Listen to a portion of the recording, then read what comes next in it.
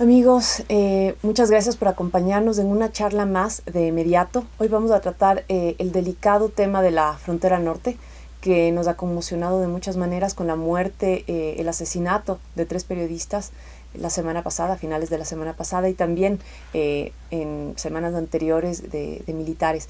Para eso hemos invitado a Pablo Medina, que es experto en relaciones internacionales. Lo que nosotros queremos es tratar de entender qué es lo que está pasando, tratar de ensayar algunas salidas, poner un poco de cabeza fría en estos momentos en los que es difícil para todos no mezclar lo que pensamos con lo que sentimos. Pablo, muchas gracias por acompañarnos. Muchísimas gracias por la invitación. La pregunta, Pablo, creo que no es qué nos pasó, sino qué nos está pasando, porque esto no ha terminado. Sí, bueno, muchísimas gracias por la invitación de nuevo. Un placer estar aquí y yo quiero comenzar, y yo creo que es un ejercicio importante, solidarizándome con las familias de los 7 fallecidos hasta ahora. ¿Por qué digo que es un ejercicio importante? Porque yo creo que es importante visibilizar el dolor, tanto de esas familias cuanto de la sociedad, al abrir los ojos violentamente a lo que estamos viviendo ahora. Entonces yo creo que es importante eso, porque luego pasamos a hablar de conceptos, pasamos a hablar de teoría, de estados, de cosas que suenan frías, y nos olvidamos que hay personas muertas, que hay familias destruidas. Entonces yo creo que es un ejercicio importante comenzar por ahí. ¿Qué nos está pasando? Yo creo que justo lo que decía hace un momento, estamos abriendo los ojos violentamente a una realidad que no es una realidad necesariamente nueva en cuanto a los hechos, pero sí es nueva en cuanto a cómo lo estamos viviendo y lo tenemos que enfrentar de aquí en adelante. El Ecuador ya no es el Ecuador que fue hasta hace algún tiempo. Eso ya no pasa, ya no... yo he escuchado, he visto mucha gente que dice, pero ¿por qué no volvemos? Si nunca hemos estado metidos en el conflicto colombiano, ¿por qué ahora estamos? Ya no hay cómo dar marcha atrás. Las FARC, como FARC, ya no existen, son otros actores con los que interactuamos en frontera, y yo creo que eso nos está pasando, que estamos despertando una realidad que yo creo que existía previamente, pero que ahora nos explota en la cara. Exactamente, hay mucha gente que cree que este es el inicio de algo, y más bien al parecer es la continuación de algo que no hemos estado viendo muy de cerca, por lo menos en las ciudades, porque la gente que vive en esas zonas amanece con gente muerta en la calle, a sus familiares les secuestran, los asesinan, los tienen continuamente amedrentados desde hace años. Diríamos más bien que es la continuación de algo que comenzó y que no sabemos cuál pudiera ser el desenlace en realidad. Yo creo que es un nuevo capítulo, pero no es una continuación exactamente. ¿Por qué? Porque sí hay un cambio importante, estructural, de la configuración de la frontera. Históricamente nosotros en gran medida limitábamos en la práctica con las FARC. Es decir, el gobierno colombiano, y de hecho eso hacía, el Plan Colombia consistió en eso, en empujar y sacar a las FARC de las zonas urbanas y llevarlas hacia donde no hay poblado, hacia las fronteras. Yo recuerdo en ese entonces se hablaba del yunque y el martillo, en donde ellos iban a hacer el martillo y le pedían al Ecuador que es el yunque. Y de hecho el Ecuador, yo creo que en ese momento de forma acertada dijo, no, nosotros no tenemos por qué participar en esto, este es un tema colombiano, con una historia colombiana muy respetable, por cierto, la decisión que hayan tomado los gobiernos de ese país, pero nosotros no. Pero entonces teníamos a las FARC del otro lado de la frontera, y las FARC eran distintas. ¿Por qué? Es una organización que nace, bueno, de una historia social, con reivindicaciones sociales. En las últimas décadas es cierto que se vinculan con el narcotráfico, se vinculan con secuestros extorsivos, en fin, con una serie de eventos ilícitos. Yo no voy a cuestionar la legitimidad o no de las FARC, no creo que ese es el tema. A lo que yo voy es a que existía una estructura que tenía primero un objetivo político. Y eso es importante verlo. Más allá de cualquiera que sea el objetivo político, la reivindicación de ese objetivo hacía que ellos se cuiden de no ser carniceros, de no ser concebidos como terroristas. A ellos les importaba poder reivindicar un ideario. Entonces, ellos respetaban ciertos límites, es decir, de hecho, se adscribían al derecho internacional humanitario, procuraban al menos respetar el trato a civiles, incluso en sus secuestros procuraban no ejecutar a los secuestrados, es decir, tenían cierto freno, justo por esto, porque había un ideario político detrás de eso. Ahora no hay eso. Ahora tenemos un crimen organizado transnacional al que no le interesa, no tiene ningún objetivo en mantener una imagen de una guerrilla ideológica. Claro, pero de todas maneras les interesaría poder actuar con mayor libertad sin dejarse ver tanto, ¿no? Porque en este momento están en el foco de todo el mundo. Esa es una gran pregunta cuya respuesta no es fácil. ¿Por qué específicamente esta agrupación, esta columna disidente, está haciendo algo que en general en el crimen organizado no se hace? O sea, en el crimen organizado, mientras tú pases más desapercibido, mejor. ¿Por qué lo está haciendo? Hay varias hipótesis que podríamos hacer. Hay una que es la psicológica, que yo no puedo entrar ahí, no soy especialista, que uno diría, bueno, son personas los que toman estas decisiones, y este señor alias Guacho, habría que ver qué características tiene, yo no voy a entrar en eso. Pero sobre lo que sí podemos hipotetizar es sobre los estímulos y no estímulos, sobre los incentivos y desincentivos que tiene para actuar como está actuando. Entonces, uno ya lo planteaba, ya no tiene el freno político, ya no tiene que cuidar su imagen. Habría que ver qué está pasando entre los diversos grupos que operan en la frontera. Porque nos han dicho hasta ahora que son 15, 18, no sabemos exactamente cuántos, pero esos grupos se disputan un territorio. Y eso aumenta la presión sobre ese territorio. Y esta es otra característica que tenían las FARC. Las FARC controlaban una gran franja territorial, lo que le permitía diversificar sus modos de financiamiento. ¿A qué me refiero? Si es que el Ecuador presionaba, o Colombia presionaba, sobre el departamento de Nariño, sobre Tumaco, ellos no se enfrentaban directamente a las autoridades, bajaban la intensidad en ese lugar y lo trasladaban a Sucumbíos. Si es que presionábamos en Sucumbíos, ellos lo trasladaban al Carchi. Podían darse, entre comillas, el lujo de mover sus operaciones y no enfrentarse, no pelear. Es decir, mira, si tú quieres por ahora controlar esto, está bien, yo me voy acá. Esta columna no tiene esa capacidad, tiene un territorio específico. Entonces, si es que hay presión sobre ese territorio, su supervivencia depende de que puedan controlar ese territorio. Y eso, por supuesto, agita las aguas. Insisto, pensar en el nivel de violencia que ha adquirido sigue siendo una hipótesis por resolver, porque yo ahora estoy dando algunos elementos, pero habría que ver en verdad qué es lo que movió a no tener miedo al enfrentamiento directo contra las fuerzas oficiales de un Estado. Eso no es algo menor, o sea, es declarar la guerra a un país. Tienes que estar muy seguro. A 2 países de alguna manera también, o a 3, porque hay gente que dice que Estados Unidos está metido, aunque no sea directamente.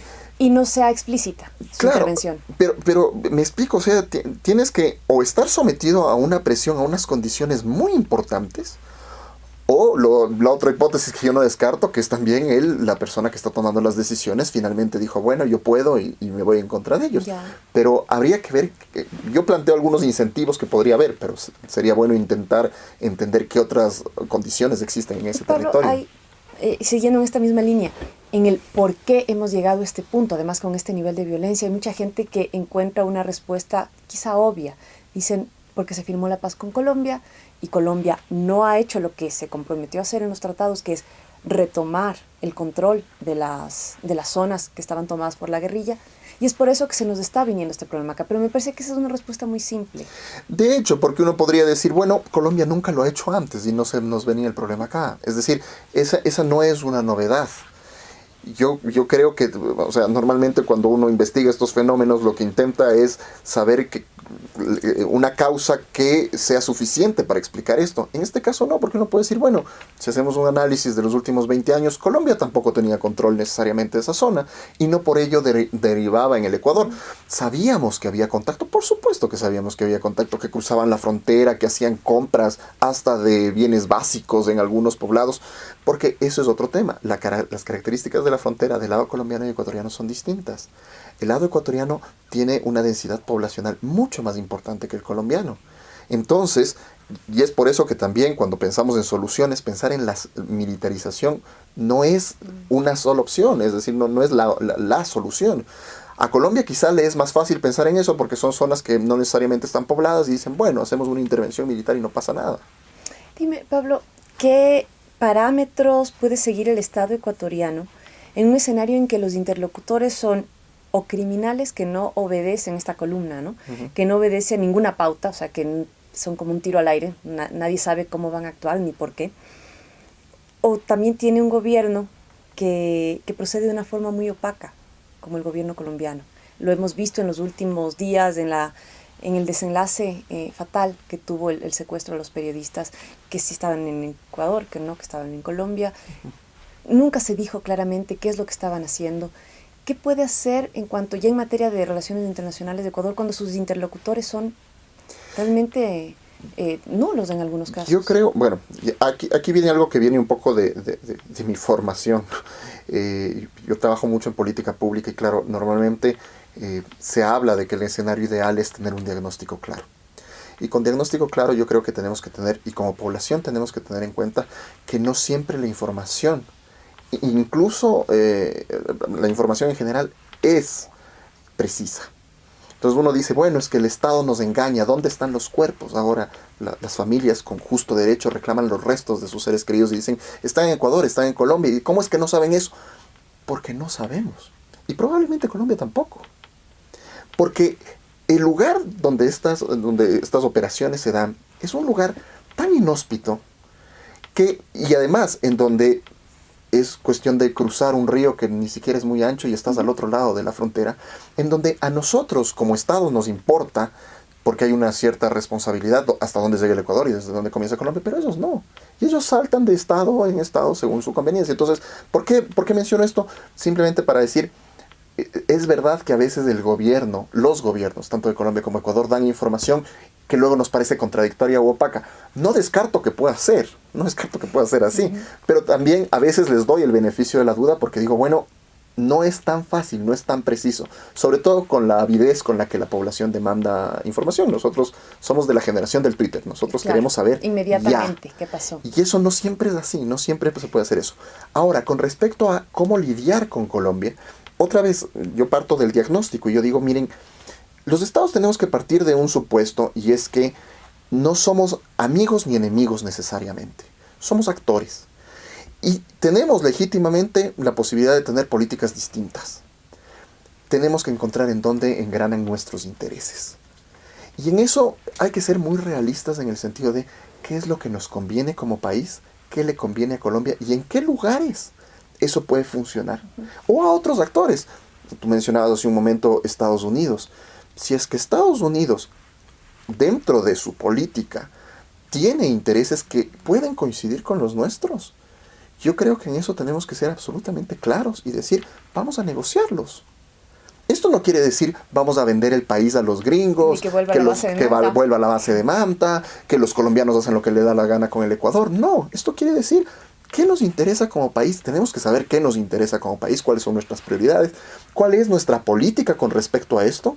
Y en función de eso decir, bueno, en esto y esto coincidimos. En lo demás no.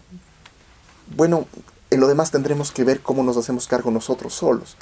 Entonces, pero esta forma de negociación normalmente requiere una madurez no solo del Estado ni de sus gobernantes, sino de la sociedad.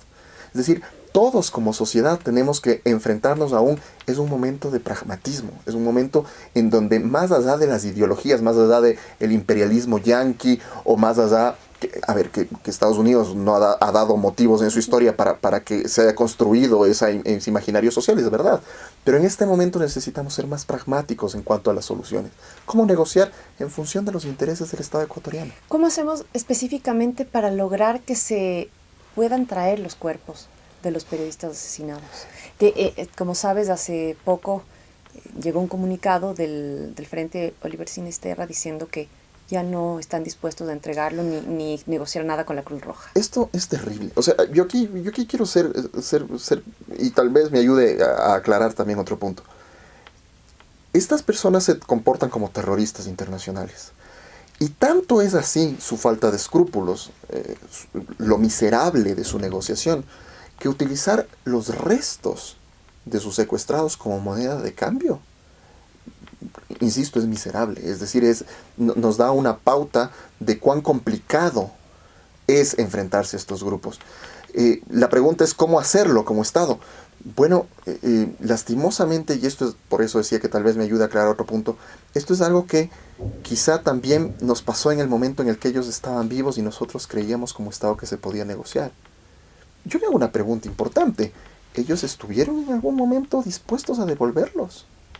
Si uno revisa la agenda de peticiones, pedirle a un Estado que denuncie un convenio internacional, que era uno de los temas que se solicitaban, porque hasta el intercambio de prisioneros, uno podría decir, es complicado para cualquier Estado hacer algo así, pero era viable, digamos. Digamos que se podía hacer. Pero en el momento en el que tú solicitas ciertas cosas, también te estás asegurando de que no se puede cumplir. De que no se puede cumplir. Y claro, la gente dice, ¿y entonces cuál era el objetivo? El objetivo del terrorismo no solo son las demandas inmediatas.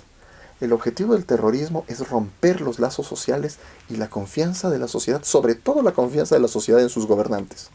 Porque en la medida en la que la sociedad pierde la confianza de sus gobernantes tienen menos capacidad de acción sobre el territorio, efectiva, incluso violenta si es necesario. O sea, tienen menos capacidad de movilizar a sus fuerzas armadas. ¿Por qué? Porque la gente no confía en su gobierno.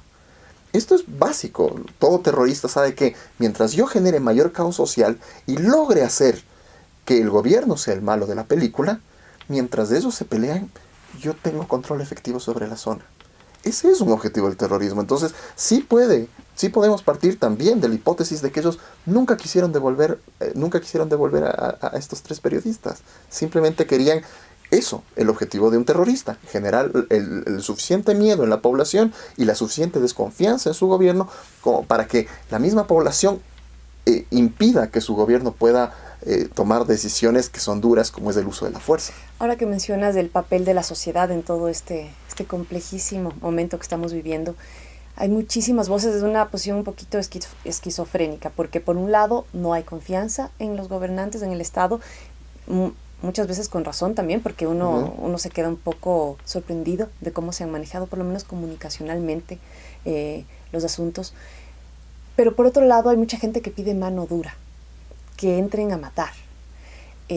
Hemos visto de la experiencia de México, por ejemplo, que los últimos 12 años que le ha declarado la guerra al terrorismo, lo único que ha hecho es abonar a esa guerra, es hacerla enormemente mayor. Quisiera que pudiéramos encontrar los caminos que debe tomar primero el Estado y segundo la sociedad para encontrar una salida que no sea únicamente la militar. Tiene que haber operaciones, tiene que haber control. Sin embargo, esa evidentemente no es la salida. ¿Qué podemos hacer como Estado y como sociedad? A mí me parece que es excelente el enfoque, en el sentido de que son 2 tareas, son 2 entes que se necesitan mutuamente para poder enfrentar esto. El Estado, la única respuesta clara que yo tengo al respecto es la transparencia. La única forma en que el Estado puede conseguir el apoyo y la unidad nacional es con transparencia. Yo en ese sentido celebro la decisión del presidente Moreno de haber solicitado la desclasificación de los expedientes de cómo se trató esta crisis. Porque la única forma en la que puedes generar confianza de la sociedad en ti es contándole a la sociedad qué es lo que has hecho y cómo lo has hecho, incluso los errores.